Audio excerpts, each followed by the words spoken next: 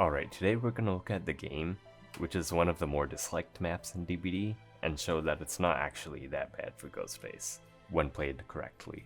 First thing you need to know is the spawn locations of the survivors. So the survivors will spawn at the opposite corners of the map from you, at either the upper or lower levels. If you spawn at the corner of the map, they may spawn at either of the 3 opposite corners. As with any map, you need to judge its strengths and weaknesses to decide what to do.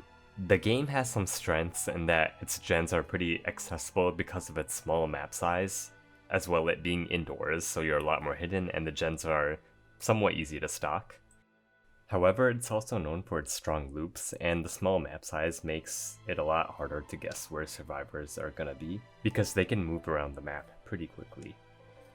So when you begin each match, it's better to immediately head downstairs because it's a lot less visible than the upper levels, and you can easily come upstairs to stalk someone if you have to.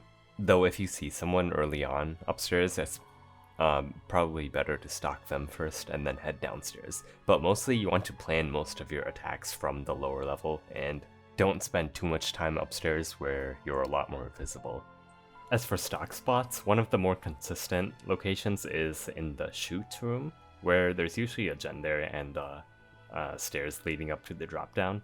This gen is pretty easily stockable, even from the wall right next to it, where you could lean stock and hide your figure, and they'll be looking in your direction but unable to see you. Another consistent stock location is at the bathroom. Although the tile here is usually different each round, you can still usually get a hidden stock at anyone working at the middle or left sides of the gen. Make sure you're stalking from the edge of your screen to be a lot harder to see. You can also stalk the other side of the bathroom gen, though it's pretty difficult to do, and I think you're pretty visible from the side as well, so I wouldn't always recommend it.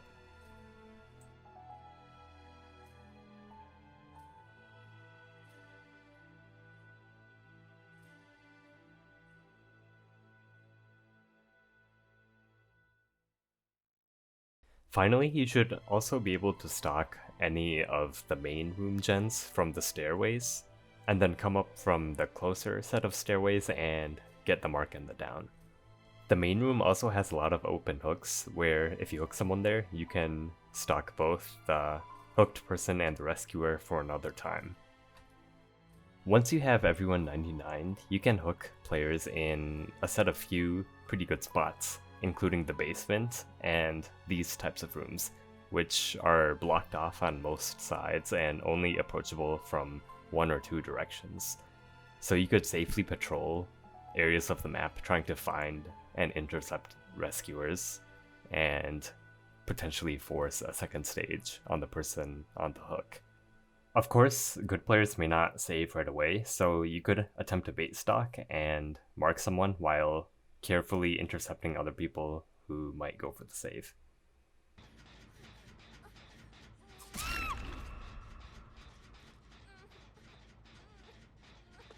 Now that we covered most of the basic map tactics, let's see all of this in an actual match and see how it plays out.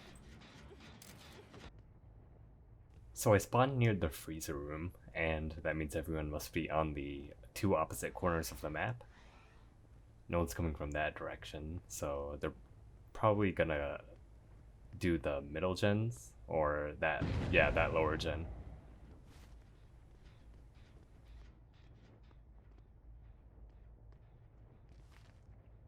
Spine chill? They seem to have gotten off.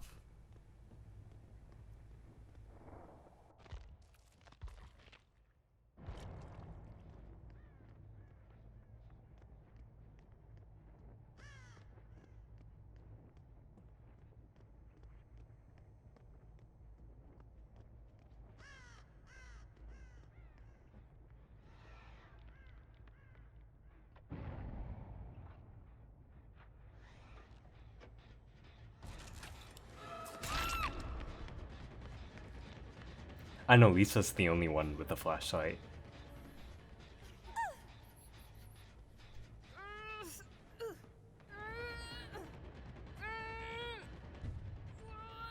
Maybe I should hook her out here. I could probably farm some stocks off that.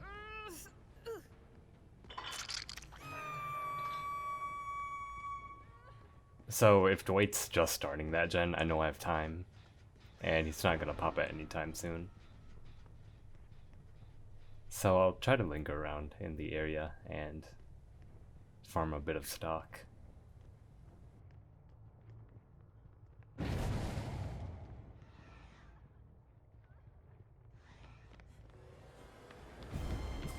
That's a bit unlucky, but shouldn't be that consequential. I think I still have time to get Dwight. That's what I'm mainly looking out for. Before he finishes the gen, I mean. I know these guys aren't really gonna do gens. They're probably gonna heal first. And if they don't, I can get them.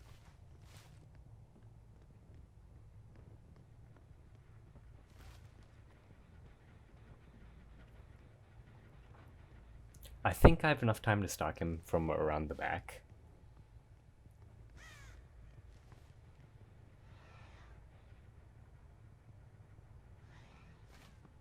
I actually have to go from this other side, because if I go from the other entrance, he would see me and go right to the safe pallet that's right next to him.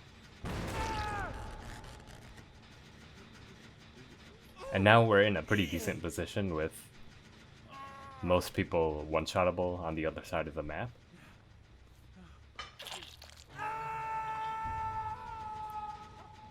Or far away enough at least.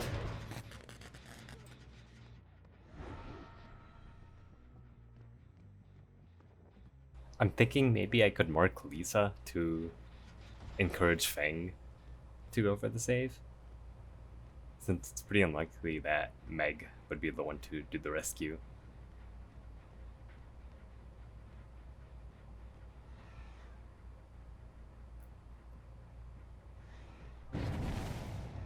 Is that? No, wait, no, that's Meg. She actually does go save. Oh no. Yeah, I can just rehook Dwight since he touched the gen. I don't care about the other gens. They can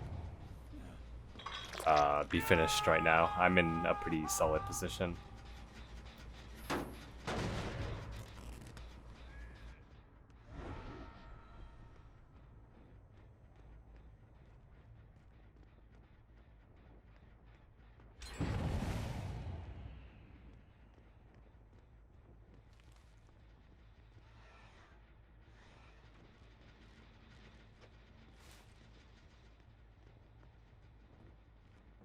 Seems like Meg's going for the save again.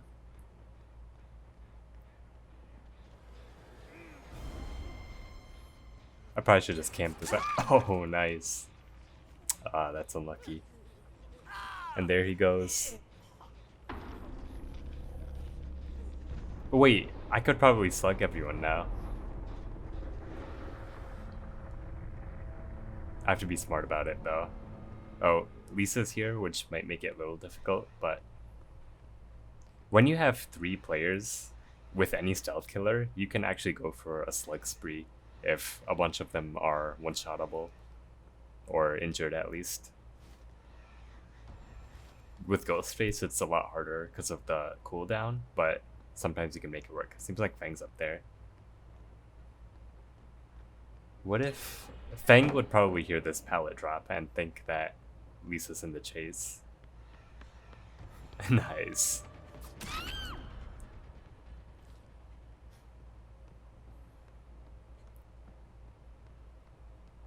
Oh, she vaulted the pallet. Yeah, there's not much she can do here. And there is a 3 slug.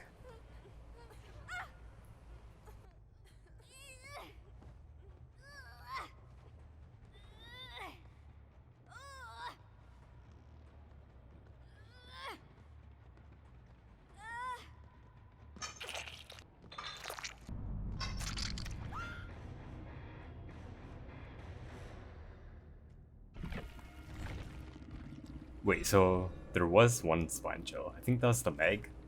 That's probably why she went for the risky saves. She probably thought I was somewhere else. Anyway, on to the next one.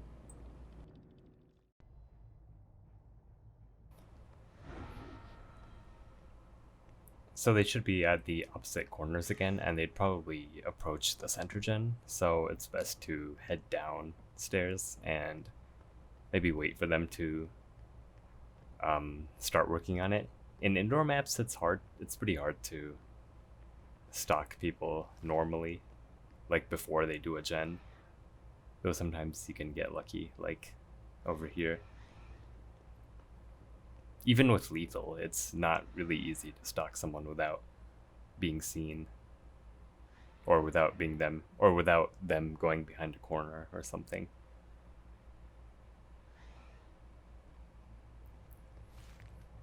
Yeah, so that's how you should normally stalk those energens. You can stalk most of them from the stairs and then approach the survivor from the other set of stairs.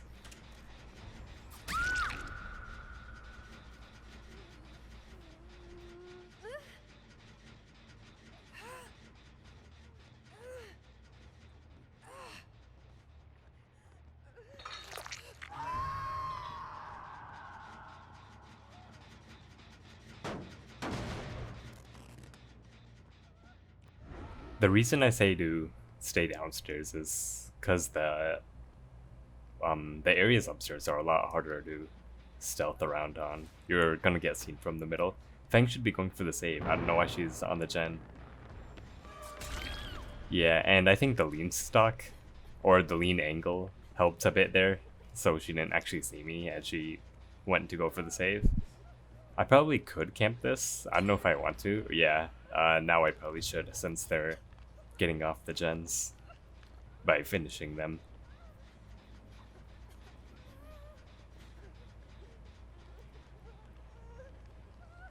Yeah, it's probably best to camp this, even if she gets up with Unbreakable.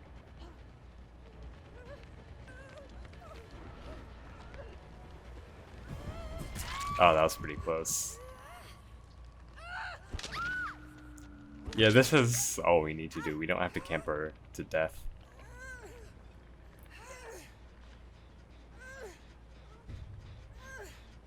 Kate's probably on a gen somewhere else. We probably could stop her now. Though maybe she might go for the save. Wait, actually, yeah, she should be going for the rescue. Who just unhooked? Oh, Feng saved her instead? Okay. Oh. I mean, they can go for...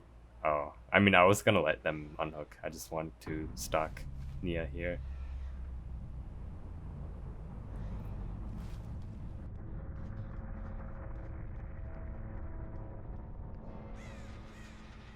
Is she gonna see me? Let's find out. Wait, no. Ah, darn it. Those boxes were literally right next to me. I could have just lean stalked. Oh well. We're already pretty ahead. Though she should have seriously gone for the save.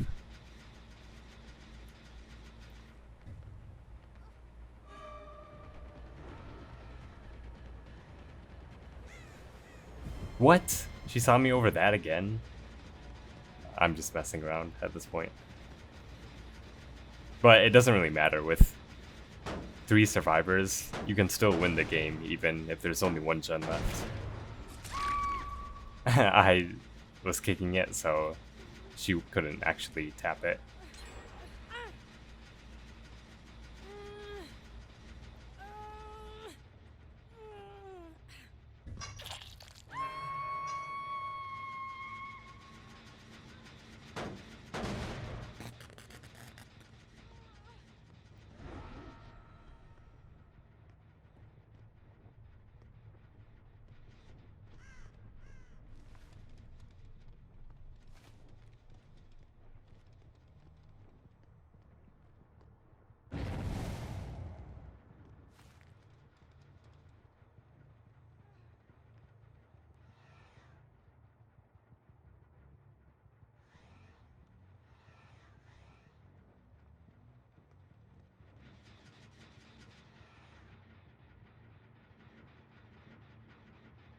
So one of the biggest advantages for you on the game map that I forgot to mention was that since the map is pretty small, it's actually a good idea to kind of stayed behind and pay attention if they, well, not pay attention, but it's good to actually down them again if the survivor you just hooked taps a gen. On normal outdoor maps, you can't actually do that because the other two survivors are going to finish their gens on the other side of the map, and even if you do get one person to death hook, they can just hide for the rest of the match and do gens pretty sparingly, and you'll be at a disadvantage.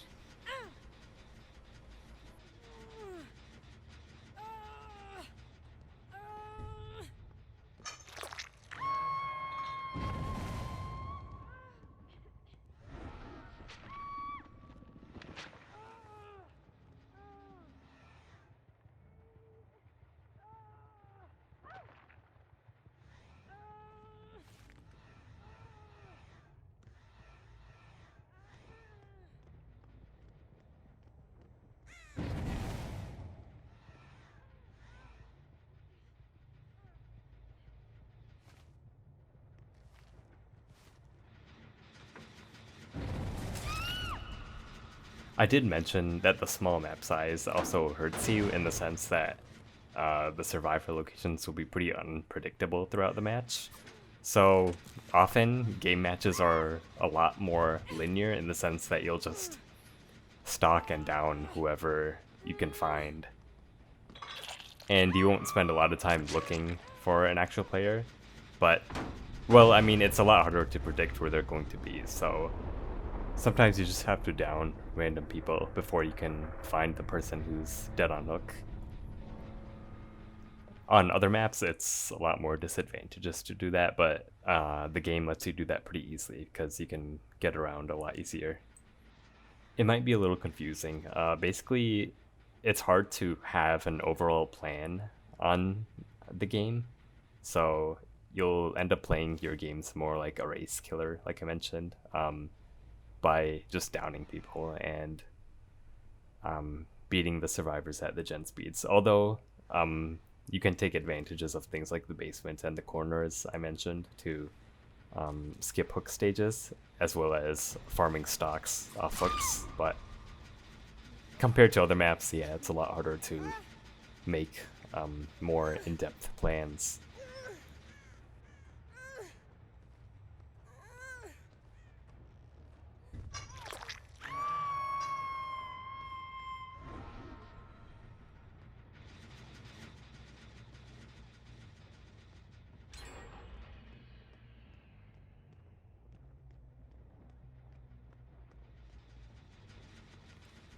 She might not actually go for the save. It's a lot more advantageous for the last survivor to